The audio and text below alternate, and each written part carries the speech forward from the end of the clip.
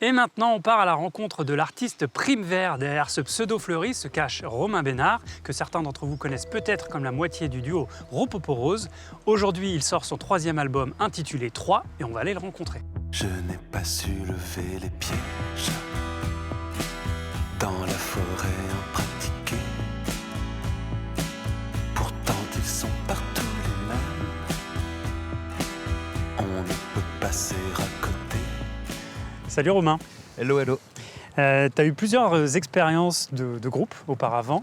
Comment t'es venue l'envie de te lancer dans ce projet solo qui est Prime Vert ? Et je pense que c'est un cheminement un peu au long cours. Effectivement, avant, je jouais beaucoup en groupe, beaucoup avec ma petite sœur aussi dans Ropoporose et d'autres groupes. Et le temps passant, je me suis dit que c'était peut-être chouette que je m'autonomise un peu, que je sois capable de composer mes chansons, ce qui est arrivé tardivement. Et puis en tentant ça, je me suis rendu compte que tous mes petits goûts pour la chanson, la variété que j'aime, je me suis dit bon allez, peut-être que je peux les laisser un peu s'échapper. Ouais. Donc je me suis lancé dans Prime Vert comme un petit jardin intime où j'explore certaines musiques que j'aime et que j'avais pas encore fait par le passé en groupe, quoi. Donc c'est un peu mon petit bazar, quoi. Aujourd'hui, c'est la sortie de ton 3e album qui s'appelle 3. Tu composes tout toi-même, même si tu es évidemment entouré sur scène. Est-ce que c'est un processus qui a évolué justement depuis le premier album ou est-ce que tu fonctionnes toujours de la même façon ?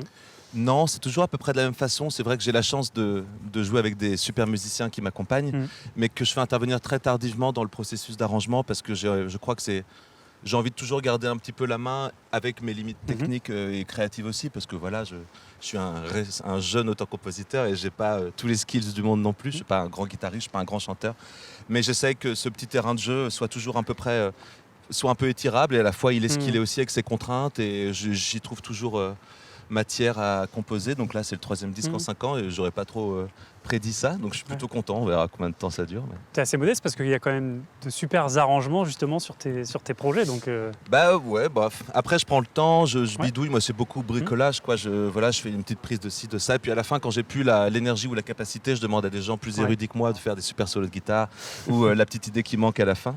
Mais oui, j'aime bien me dire que je suis à l'écriture, à la composition, et puis je maîtrise vraiment. C'est un univers que je chéris comme ça. Et après, en concert, il se passe autre chose aussi. Il y a des réarrangements, on est en groupe. L'heure où on enregistre cette émission, il y a 2 clips qui sont sortis extraits de ton album, Cérémonie et La Beauté. Ouais. Dans ces clips, on te découvre avec un look cow-boy. J'ai mis un chapeau de cow-boy. Un peu sorti de Las Vegas, je sais pas. Oui, un truc un peu loser cow-boy comme ça. Oui, c'est ça. D'où ça t'est venu Alors c'est très circonstanciel. J'ai eu la chance qu'on m'offre un beau chapeau de cow-boy et je me suis dit que j'allais en faire le fil rouge de mon nouvel album. Ouais. Non, c'est vraiment... c'était pas du tout prédit. Je dis que mes chansons, il y a quelque chose un petit peu où il y a peu de narration, c'est nébuleux. Je parle à la première personne, c'est quelque chose d'assez poétique. Et je me suis dit qu'un personnage un peu absent, comme ça pouvait auréoler et mettre un petit peu de matière. Donc ça, je l'ai exploité dans les clips où je danse et je me dodeline avec des costards trop grands et gère un peu soit dans des espaces intérieurs vides, soit dans des espaces extérieurs où il n'y a pas trop de sens à ce que je sois là. Il t'a aidé d'ailleurs ce chapeau quand t'as fait les clips ? Il m'a donné beaucoup de confiance en moi. Je pense le mettre ce soir aussi, mais on va voir. Est-ce que en tant que public ou artiste, tu as un souvenir fort ici au Rocomotive ? J'en ai beaucoup, c'est pas facile de choisir parce que ça va être ma 22e édition, je pense, cette année, en tant que public, bénévole ou artiste. Et au demeurant, les Rocomotives ont tellement fait mon éducation musicale depuis mes 10 ans que je pourrais citer plein de choses. Mais si on devait citer un groupe local ou des personnes importantes, je pourrais citer Nestoris Bianca, qui est un groupe de Vendôme, dont le chanteur Lionel Lacarrière a réalisé un paquet de mes disques en groupe ou en solo. Donc tout ça c'est devenu une sorte de grande famille vendômoise. Donc je suis heureux de m'insérer là-dedans, quoi. Donc tu as déjà répondu à ma dernière question par rapport aux groupes locaux du coup, mais s'il y en avait un deuxième par exemple, pas forcément au Roco du coup, mais qui peut-être a bercé un peu ta jeunesse ou t'a montré un peu la voie en te disant tiens, il y a des groupes locaux qui font de la musique, moi aussi je peux y aller. Du côté de Tours, pour un tout petit peu sortir du Vendômois, mais pas trop, je dirais qu'il y a toute cette scène super belle des pneus à l'époque, ou aujourd'hui des Stuff Foxys ou des Mossai Mossai, tous ces gens-là qui, de génération en génération, je trouve, apportent une vie culturelle assez dingue, une vie musicale qui a toujours été très inspirante. Encore aujourd'hui, même s'ils sont un peu plus jeunes que moi et moi un peu plus vieux qu'eux, tous ces Tourangeaux et Tourangelles-là m'inspirent beaucoup. Et ils sont toujours à Vendôme, et moi je suis un peu à Tours, donc c'est parfait, c'est une grande popote.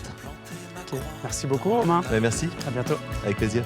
Glisser sur le dos raté mon labeur. La bohème c'est beau, ça bouillonne.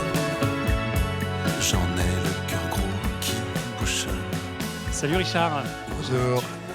Aujourd'hui, c'est la 34e édition des Rocomotives. Ça fait combien de temps, toi, que tu fais partie de cette aventure? C'est ma 32e cette année. Et est-ce que c'est toujours un peu le même format qu'au début ou est-ce que ça a complètement Ah changé? non, ça a changé, ça a purement évolué grâce à de nouveaux lieux. Et, on a imaginé au fur et à mesure et avec les collègues respectifs en fonction des décennies. Il y avait combien de groupes au tout début, genre il y a 32 ans? 9 ou 10 quoi. Et ouais, aujourd'hui on est rendu à 45 projets, on a étendu ça sur une semaine et c'est un bonheur parce que ça permet d'avoir d'autres propositions artistiques plus underground, parfois plus expérimentales. Non, voilà, c'est l'évolution des choses. Et, voilà. Toi, tu es donc le programmateur de ce festival. Au Roco, on trouve aussi bien des têtes d'affiche que des groupes qui émergent et également des groupes locaux. Est-ce que c'est facile tous les ans de faire l'équilibre entre ces trois entités? Franchement, le stress vient plutôt de tête d'affiche. C'est toujours un peu compliqué de convaincre des bookers de venir sur Vendôme. Mais après, ça représente, on va dire, 4 ou 5 têtes d'affiche. Je parle de cette année, par exemple, parce que des Compromates, ou Yann Tiersen, ou Odezen, ou Émilie Loiseau sont de réelles têtes d'affiche. Après, des fois, on n'a vraiment pas des grosses têtes d'affiche identifiées, mais dans le jargon, on appelle ça les middle.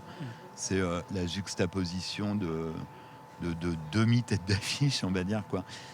Mais après, une fois qu'on a le kiff d'avoir programmé ces têtes d'affiche, c'est un triple kiff d'amener tous ces projets qu'on a envie de faire découvrir au public du festival, qui vient évidemment majoritairement pour les têtes d'affiche, mais qui repartent en ayant évidemment beaucoup de souvenirs concernant ce qu'on leur propose dans le menu, quoi. J'ai l'impression que les Roco, c'est aussi un festival qui est fidèle à certains groupes. Je pense par exemple à Gablé. Est-ce que vous en avez beaucoup des groupes chouchous comme ça qui viennent et reviennent? Ouais, on est obligé parce que... Enfin, on est obligé, c'est pas une obligation, mais on a construit ce festival au fur et à mesure des années en s'attachant à des artistes. Mais au-delà des artistes, c'est aussi à des manières de faire. Et moi, j'aime bien cette fidélité qu'on peut avoir évidemment avec Gablé, mais avec Yann Tiersen, avec d'autres, les Brains quand ils étaient encore actifs. Et c'est vraiment une plus-value pour le festival. Alors on peut nous reprocher, encore Yann Tiersen, ben non, on n'oublie pas les gens qui adorent notre festival aussi. Et donc quand on trouve une famille, on a du mal à la quitter. Quand on s'entend bien avec cette famille, quoi, c'est complexe, quoi. Là, on est dans un festival à taille humaine. Donc, je le disais, c'est votre 34e édition. Je crois que sur la semaine, vous accueillez à peu près 5000 personnes, c'est ça? Ouais, ça va être à peu près ça, peut-être un peu plus même. En comparaison, un festival comme Au Quart de Tour, par exemple, ça va être 5000 personnes sur une journée. Est-ce que pour vous, c'est viable financièrement? Est-ce que vous dépendez beaucoup des aides publiques? Et deuxième question dans ma question, est-ce qu'avec l'austérité un petit peu du moment, est-ce que les Roco sont en sursis? Alors, ça... Tu m'as dit 5 minutes et ça pourrait être une demi-heure.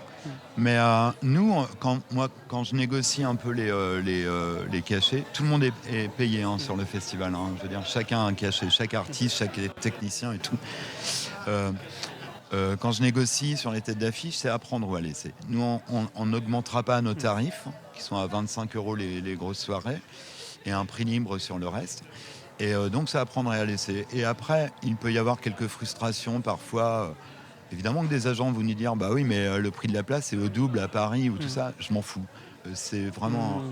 Moi, j'assume le fait d'avoir une mission de service public avec l'association. Et évidemment qu'on a des aides publiques. Et sans aide publique, on ne pourrait pas monter un festival comme celui-ci. Donc, merci aux partenaires qui nous soutiennent. Et si on devait revenir en arrière, c'est-à-dire diminuer les aides publiques et donc diminuer le nombre d'artistes sur notre festival, et qui en pâtirait, c'est évidemment les artistes émergents ou peu connus. Moi, ce boulot ne m'intéresserait plus du tout, quoi. Donc voilà. Donc aujourd'hui, on est dans deux mondes dans le milieu de la musique. Il y a l'industrie et l'artisanat. Moi, j'ai choisi mon camp. J'adorais allier les deux à une période, mais malheureusement aujourd'hui, pour défendre l'artisanat, il faut se fighter avec l'industrie. C'est Bon, un peu complexe. En tant que public, je suis toujours plus content justement d'aller voir des groupes dans des petites jauges quand c'est possible. Est-ce que pour toi, ça a déjà pu être un argument justement auprès de tête d'affiche de dire bah là au moins vous allez être avec le public dans des jauges plus petites, quelque chose d'un peu plus familial? Bah là, on est à La Chapelle, par exemple, et on sait que des artistes ont divisé par 2 ou 3 leur cachet à certains moments parce qu'ils avaient entendu parler de La Chapelle et que c'était un kiff pour eux de venir dans cette chapelle. Je pense à Patrick Watson ou Bonnie Prince Billy ou des artistes à la renommée internationale qui eux-mêmes ont fait la promotion de notre festival après parce que on aime bien soigner l'accueil. Par contre, il y a l'accueil pour le public, l'accueil pour les artistes. C'est souvent Nous, la on est marque des petits festivals d'ailleurs. Ouais. On n'est que des intermédiaires, nous. Donc c'est artistes et public. Et c'est hyper important de marquer cette philosophie. Moi, je considère que la barrière Vauban est un tue l'amour. Et on essaie de construire la chose de manière la plus jolie possible. Il y a un accueil technique pour les groupes et pour le public. Le son est magnifique dans tous les lieux. On essaie de faire au mieux. Et je pense que c'est un peu la plus-value de notre festival aujourd'hui. Et il en faut, tout simplement, parce qu'on est quand même en milieu rural. On est à Vendôme, une ville très moyenne, de province, même si elle a cet atout d'être à 40 minutes en TGV de Tours. Et on n'est pas dans une ville étudiante ou tout ça, une métropole. Et on est hors radar de l'industrie musicale. C'est pas là où ces gens-là veulent taper en premier, mais donc on est obligé de construire avec l'artiste, en fait, le milieu artistique. Je le disais, du coup, la programmation, elle fait la part belle aux groupes locaux. Et nous aussi, dans notre émission, du coup, j'aime bien demander aux invités quel est le groupe local qui a pu les marquer dans leur jeunesse. Moi, j'ai commencé un peu ce boulot au bout de quelques années. J'ai rencontré Lionel et Marie et la bande de Nestor Isbianca. Et évidemment, ce groupe qui va sortir un nouveau petit truc, certainement l'année prochaine, un petit EP ou quelque chose. Donc, qui perdure dans le temps. Ça date de 99 maintenant, voire un peu plus. Et évidemment qu'aujourd'hui, ils ont d'autres projets. Gézir qui joue demain, d'ailleurs. Et voilà. Et Lionel et Marie, et je pourrais associer d'autres personnes que j'ai connues depuis, mais ça marque un peu le début de cette histoire, de cette connexion avec le milieu artistique aussi. C'est très important pour moi. Lionel et Marie, ils sont toujours ici, quoi. C'est parfait. Merci beaucoup, Richard. Merci à Bonne vous. fin de Roco. Merci. Et à l'année prochaine. Oui, j'espère.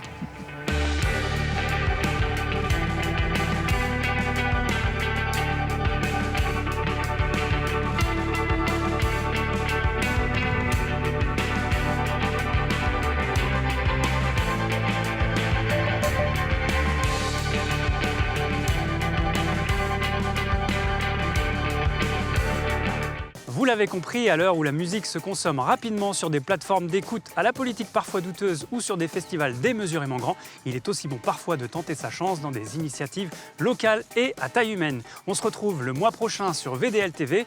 D'ici là, vous pourrez retrouver cette émission sur valdeloire.tv et on se dit rendez-vous le mois prochain. Et nous, il faut qu'on rentre à Tours. C'est qui conduit ?